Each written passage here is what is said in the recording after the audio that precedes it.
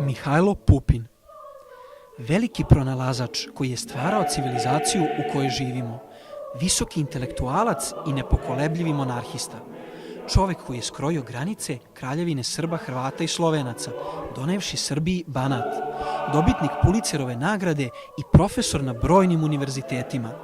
Jednom rečju, Mihajlo Pupin, čovek koji je zadužio svet. Rođen je 9. oktobra 1854. godine u banatskom selu Idvor, koji se nalaze u današnjoj opštini Kovačica. Po pravilima surovog sveta vojne granice Habsburške monarhije i on je bio predodređen da bude još jedan vojnik koji će štititi Evropu od Osmanske imperije ili ratovati bilo gde na poziv cara iz Beča. Međutim, njega je čekala druga sudbina. U svojoj mladosti nije se libio ni fizičkih poslova. Radio je u štali, vršio istovar i utovar, okopavao je njive i radio u fabrici keksa.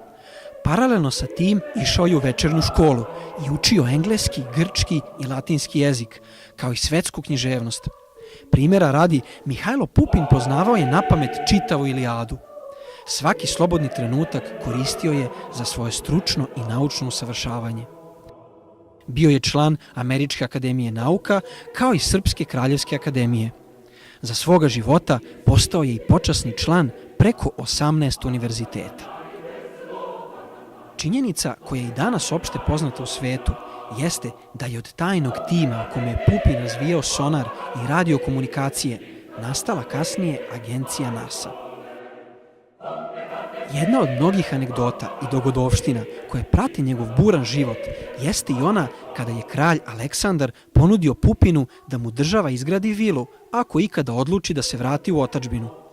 Pupin je kralju na to odgovorio da ako se ikada bude i vraćao, može da izgradi jedino kuću u Višnjičkoj banji kako bi svako jutro mogao da gleda svoj Banat.